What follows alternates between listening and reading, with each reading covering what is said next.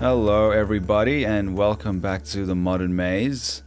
It's been a long time since we caught up, so I hope everybody's doing well, everybody's safe and sound, and I hope that the first half of your year was everything that you wanted it to be and more. If not, we still got time. There's still another 6 months to get after it, so yeah. Hope everybody is doing well. It's been a while. Couple of updates from me before we begin today's episode. I guess the context of this goes back many years, but to give you the summary of what's going on right now, as of right now, I am unemployed. I have moved back to my mum's house. And I'm going to be focusing on this full time. In about 3-4 weeks, depending on when this releases, I am booking a one-way ticket to Southeast Asia, India, and then Nepal. And maybe India, Southeast Asia on the way back. Not planning too much. I have a general flow of what I want to do, but very much leaving it to spontaneous decisions.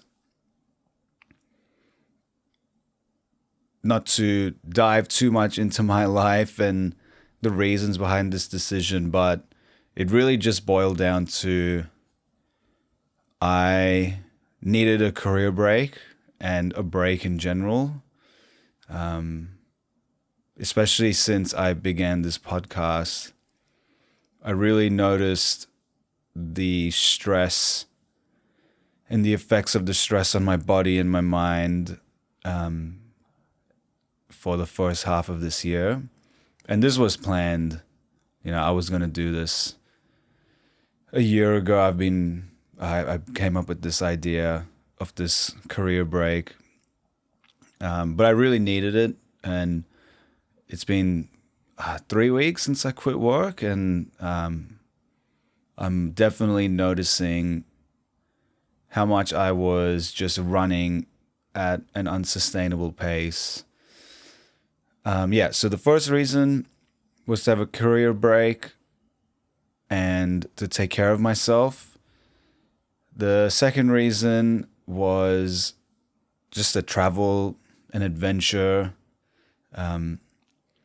My family is from India, but I don't have my own relationship with that land, and so that's something that I want to see for myself and try and build for myself. So that was another reason for this trip. Another reason is I want to see the world again. It's been a long time since I've traveled properly, ever since COVID, really. And I want to see the world. I want to see the different ways of living again. When we talk about climate change and climate effects, so much of that right now is felt in poorer countries, and it's disproportionately affecting poorer communities. And so I want to see that. I want to feel the energy of that. I want to witness that for all that it is. So I think there's going to be a lot of great learnings. I plan on bringing the mic with me and podcasting along the way. And yeah, just thought I'd give that little update. So it's been really busy the past couple of months, really. But things have finally slowed down. And I've got a couple of episodes planned before I take off. And so, yeah, I'm hoping to get 2 out before I leave. But let's see what happens. The next episode is going to be really exciting. And I will tell you all about it at the end of this episode. But enough about me. Let us jump into today's episode. So we are continuing our story of capitalism. Specifically, we're going to be jumping into the next frontier, which is colonization. And we're also going to talk about really one of the mechanisms behind colonization and capitalism as well is the notion of artificial scarcity. So in our first chapter of this story, we went through the story of feudalism, enclosures, and we went all the way up to the Industrial Revolution. So we're going to be picking up the story again, and it's going to be following the words and the story as outlined in Jason Hickel's book, Less is More, How Degrowth Will Save the World. So the next part of the story is about colonization. Let's define colonization. Colonization is described as a form of domination and can be defined as the forcible takeover of the land of indigenous peoples and the exploitation of the land and the people, ignoring the laws and customs and rights of these indigenous people. So I think it's really important to openly discuss and really think about the long-lasting effects of colonization all the way into today. How much of today's environmental and social challenges can be linked back to this period in human history? And the purpose of this is not to blame anyone or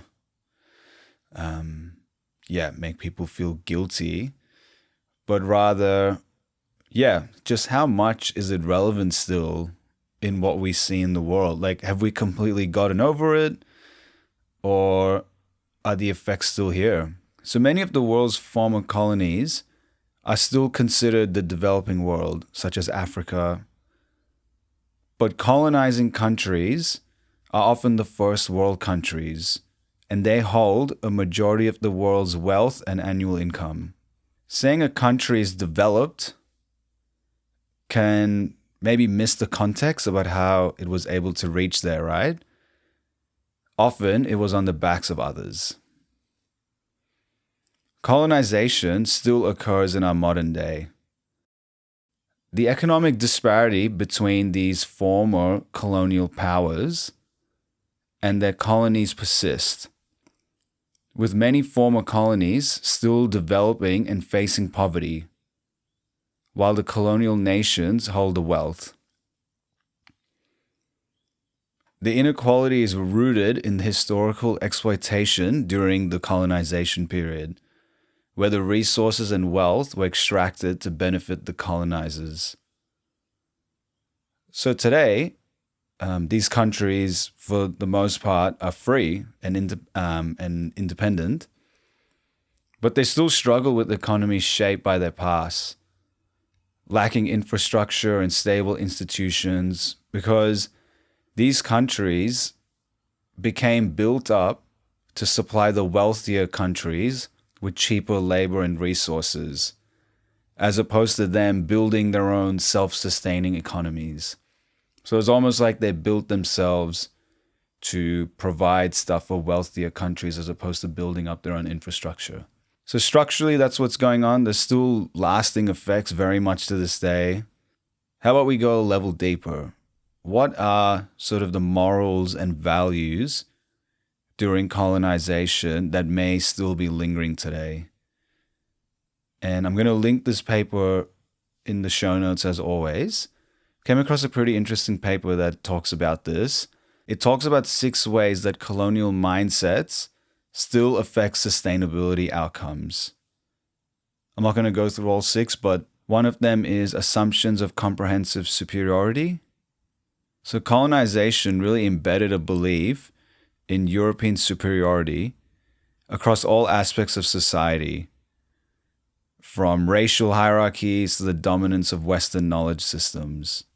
This led to the marginalization of non-European cultures and values and wisdom. Another one is appropriations of cultural privileges.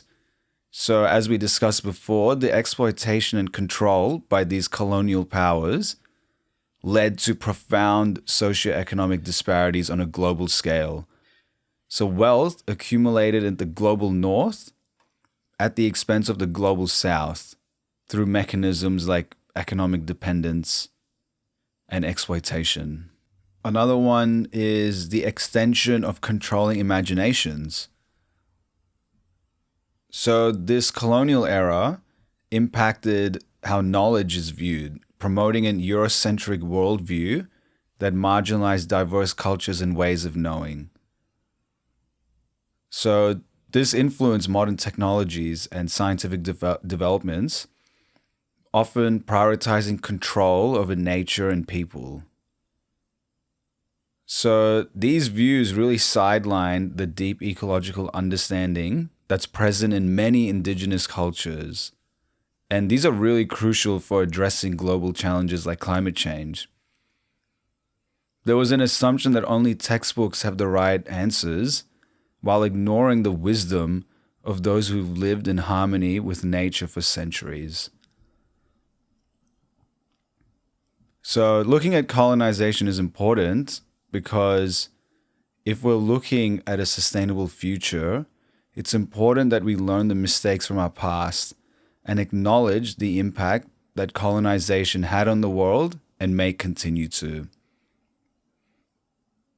In order to really remedy something or fix it or to come up with the solution, the first step is acknowledging the problem that's there. Colonization in a lot of parts of the world has gone, but how conscious do we need to be of the lingering effects? How much of this baggage do we have to clear in order to move forward? So with that little preamble, let's jump into our story. So when the Europeans started to colonize the Americas after 1942, storybooks can often tell us that they were driven by the romance of exploration, discovery, and adventure. However, it was a direct response to the disaccumulation of the elite's wealth that had been caused by the peasant revolutions in Europe. This era is known as the Age of Exploration or the Age of Discovery. It is a time when Europeans began exploring the world by sea in search of new trading routes, wealth, and knowledge. It began in the early 15th century and lasted through the 17th century. In a similar way, really, that they enclosed their homes, the elites sought new frontiers abroad, starting with Christopher Columbus's first voyage to the Americas.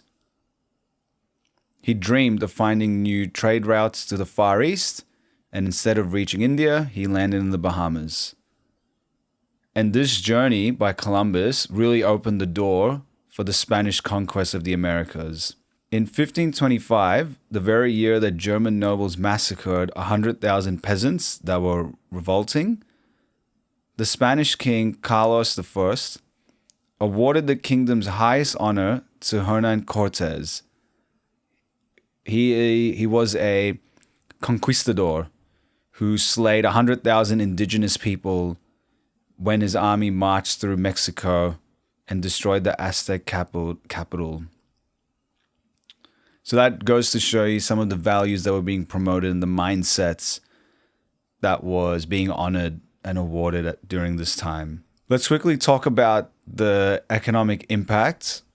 It's really quite enormous, and I can give you all the figures, but it's just quite difficult to even believe or grasp, I found. I'm going to give you a few. So from the early 1500s to the early 1800s, so 300 years, this is just one example only of many, colonizers shipped 100 million kilograms. I don't know why I said million like Donald Trump just then. Million. Colonizers shipped 100 million kilograms of silver out of the Andes and into Europe. This played a key role into the rise of European capitalism because it provided the surplus income that ended up being invested in the Industrial Revolution. So they used this money to buy land-based goods from the East. And this surplus enabled Europe to shift its population from agriculture to industrial production. And it also funded the military expansion that powered further rounds of colonial conquest. Similar thing with cotton. So cotton was one of the most important commodities in Britain's industrial rise. Sugar as well became a key source of cheap calories for the industrial workers. And all of these came from colonized countries. Colonisation provided the raw materials which fueled the Industrial Revolution. What about the human and ecological cost? Let's go back to cotton and sugar. They did not grow in Europe. And so in order to get access to this, Europeans took millions of acres across Brazil, West Indies, and North America. And it's around 25 to 35 million acres of land. And was this done in a conscious manner? No. And there was massive ecological damage that was pretty unprecedented at that time. And that was the first time that land had ever been treated like that.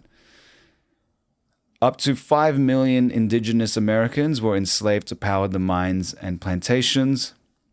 Around 15 million humans were shipped from the Atlantic to Africa. From Africa to the Americas during the first 3 centuries of human trafficking, essentially, by European powers. There was also subtler forms of appropriation at work. In India, the British colonizers used a nasty tax system to extract an extraordinary quantity of goods and resources from the country's farmers and artisans. This was valued at around $45 trillion out of India.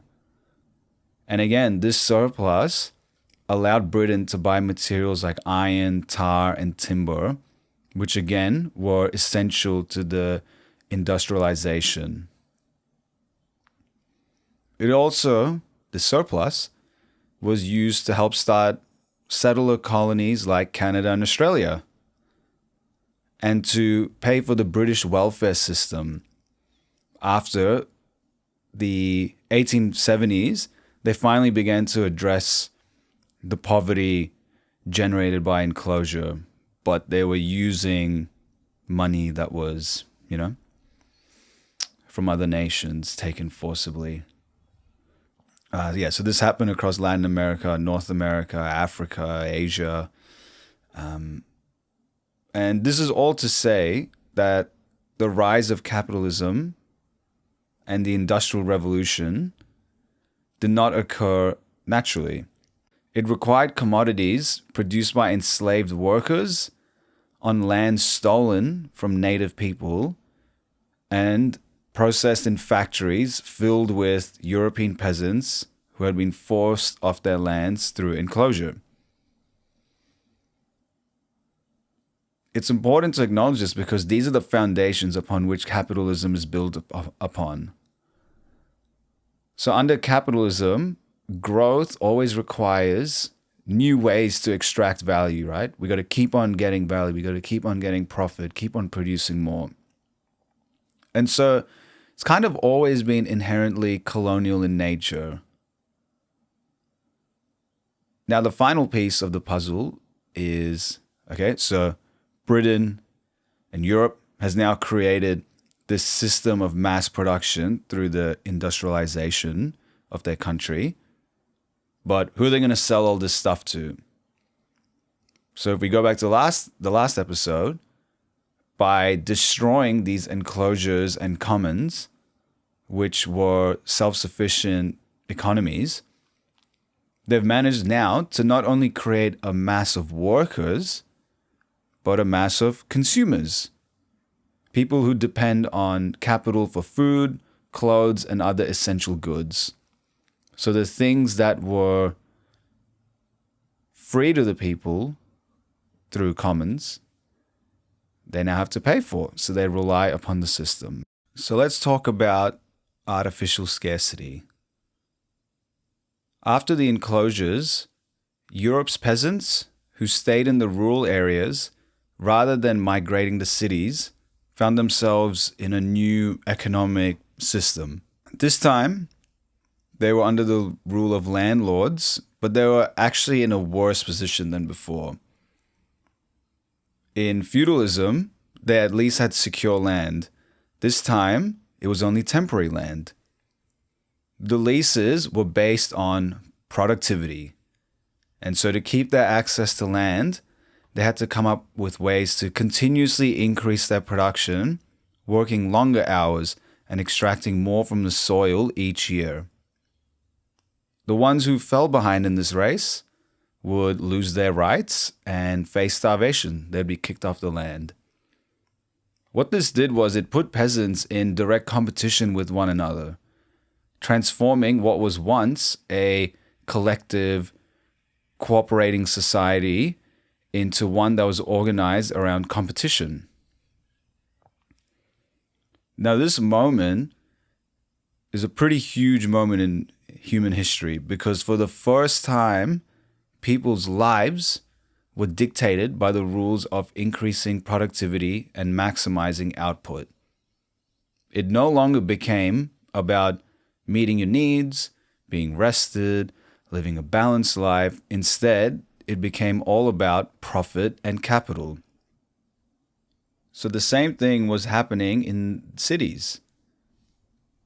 So refugees from the enclosure process who ended up in urban slums had to now work for little wages. Because there were so many refugees and the jobs were fewer, the cost of labor fell, and it destroyed the system that protected the job of skilled craftsmen. Workers were under constant pressure to produce as much as possible, working longer than they ever had prior to enclosure. So while feudalism was a terrible system, seems like the system that they've been put into isn't much better. Now, this forced competition did increase productivity by a lot. Between 1500 and 1900, the quantity of grain that can be extracted per acre of land increased by 4 times. And this productivity was used as the justification of enclosure, making the theft morally justifiable because it allowed a shift to intensive commercial ways that increase agricultural output. Today, that same logic is used to justify new rounds of enclosure and colonization, whether it be of lands, forests, the ocean, the atmosphere itself. But instead of it being called output, we call it growth or development. Anything can be justified as long as it contributes to GDP growth, and we take it on good faith that growth benefits humanity as a whole and that it's essential to human progress. This is a little bit of an illusion, however, because while agriculture was booming, productivity was going up, more crop than ever, so total output was increasing. The profits only went to the landowners. It never went back to the people. And something crazy to think about is, while this output was increasing, the commoners were hit by 2 centuries of famine. None of these gains went back to the workers themselves, and in fact, wages declined during the enclosure process.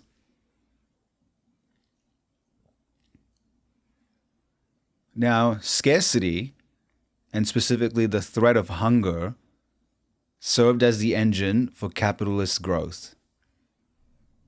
The reason why this scarcity is artificial is because there's no actual deficit of resources, because these were the same land and forests and water that people were using freely before, but suddenly the access to them was restricted. And as we talked about in the previous chapter of the story, it was enforced by violence. So peasants murdered, massacred when they summoned up the courage to tear down these barriers. And there's a long history of that. It may be easy to say that this was an unconscious thing. It just happened because there was a lot going on, lots of people moving, migrating to cities, getting production up and feeding people would have been more difficult, but it was part of the conscious strategy. And this part really, when I read this bit, it was really, really disturbing to understand this part of our collective history. So there is plenty of evidence by commentary from landowners and merchants at that time who felt that the peasants' access to the commons during the revolutionary period had actually encouraged them to lead a life of leisure and insolence. They saw enclosure as a tool for enhancing the industry of the masses. In 1771, the agriculturalist Arthur Young noted that everyone but an idiot knows that the lower classes must be kept poor, or they will be industrious.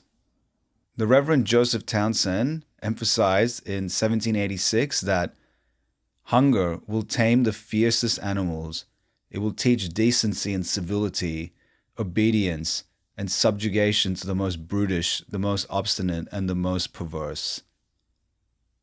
He's saying here that he sees hunger as being the only way to drive the commoners to do labor, to do work, and that legal measures can only do so much and cause distractions, whereas hunger is a silent pressure that just builds and builds, and it's going to tame the fiercest of people.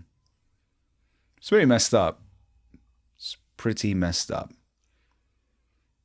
So let's tie colonization back into this concept. So during the European colonization in India, colonizers pressured Indians to switch from subsistence farming to cash crop farming for the British export. So whereas they were previously farming to feed themselves, they were now switched to crops specifically for British export, including opium, indigo, cotton, and wheat. If anyone resisted, they were met with taxes, plunging Indians into debt and forcing compliance. The British Raj and East India Company further accelerated the shift by destroying granaries, privatizing irrigation, and enclosing the commons. Removing these systems was seen as a way to discipline people, again through the threat of hunger. This transformation of agriculture in colonial India, when they pushed Indians from the subsistence farming to cash crops, it really created a vulnerability to the market and environmental fluctuations. The destruction of communal support systems and traditional welfare meant that even during famines where there was a surplus of food, millions died because grain continued to be exported. And I think that really highlights the extreme consequences of artificial scarcity. Like there was food, there was a surplus of food, but it was being exported. In Africa, colonizers aimed to recruit locals for low-wage labor in mines and plantations. Africans, preferring their subsistence lifestyles, resisted such notions of labor. The Europeans took away their land and forced taxes upon them to try and coerce them into working. And if they were reluctant about that, they would force them off their land. Throughout European colonization, scarcity is a strategic method that was created to facilitate capitalist expansion. And this wasn't only by the British, but by the Spanish, Portuguese, and Dutch colonizers. This widespread strategy involved enclosing the commons and then enforcing labor. Interestingly, the history of capitalism, known for generating significant material productivity, right? Like that's what capitalism is known for. Interestingly, the history of capitalism, which is actually known for generating a lot of material productivity, right? Through the Industrial Revolution, everything that's gone on since we've become better and better and more productive at producing things, somehow there's a paradox because there's also a deliberate creation of scarcity and the resulting devastating famines. So to summarize that, scarcity, specifically the threat of hunger, served as the engine for capitalist growth. The scarcity was artificial because there was no actual deficit of resources, all the same land and forests and water. But suddenly, people's access to them was restricted. Let's pause and have a moment of reflection together. Is artificial scarcity still prevalent in today's world? Now, there is very much real scarcity issues that are increasing in the world, specifically natural resources. As per our last convo with Rachel, a lot of the conflicts going on right now can be traced to some form of resource gathering and scarcity. But what about the other instances of artificial scarcity? We have to ask ourselves, what else appears to be scarce but actually isn't? How much of our desires are created through elaborate advertising campaigns, and they create these new needs by playing on our psychology and emotions? A lot of consumption in industrialized countries actually comes from the artificial scarcity of time. As we work unnecessarily long hours, it leaves people with so little time in the day that they have to pay people to do things we'd be able to do ourselves. Things like the work culture, especially in corporate environments, being expected to work more than standard hours. Social media and entertainment, where we're doom scrolling and consuming hours of content. And marketing and advertising that can tell us that we need to work more to afford luxury items, and we need to always be hustling, and we need to increase our levels of consumption and activity. All of these things play on our perception of time. There's a problem with artificial scarcity, and that is that it is never solved. In 1930, John Maynard Keynes, who's one of the most influential economists of all time, predicted that the economy would rapidly become so productive that people would have to work no more than 15 hours a week to satisfy all of their material needs, thus freeing up more time for leisure. There's a problem to artificial scarcity, and that it's never solved. In 1930, John Maynard Keynes, who is one of the most influential economists of all time, famously predicted that the economy would increasingly become so productive that people would have to work for no more than 15 hours a week to satisfy all of their material needs. Now, productivity since then has long surpassed the point of abundance that Keynes saw, but his prediction about work has never become true, because instead of translating these productivity gains into shorter working hours, higher wages, guaranteed employment, the capitalists capture the benefits for themselves, increasing their profits while keeping wages as low as they can, and also retaining the threat of unemployment. In this way, capitalism transforms even the most spectacular productivity gains not into abundance and human freedom, but into new forms of artificial scarcity. It has to, or else it risks shutting down the engine of accumulation itself. An example here is Amazon, right? They've absolutely conquered the market. They've got all this sophisticated tracking and management technology, and they can achieve remarkable efficiency and productivity, right? They're killing it always. But what has that meant for its workers? The working conditions and hours for many Amazon warehouse employees remains demanding. Now, the wealth generated from these improvements has disproportionately benefited upper management and shareholders. And especially since the COVID during and since then, the COVID-19 pandemic, they had soaring profits there. And in the same time, the base level workers have seen less significant benefits in terms of wage increases or reduced working hours. I'm going to stop our discussion there of artificial scarcity. I think that there's a lot more that we can talk about there. Would love to get a guest on, and I also want to continue my research in this.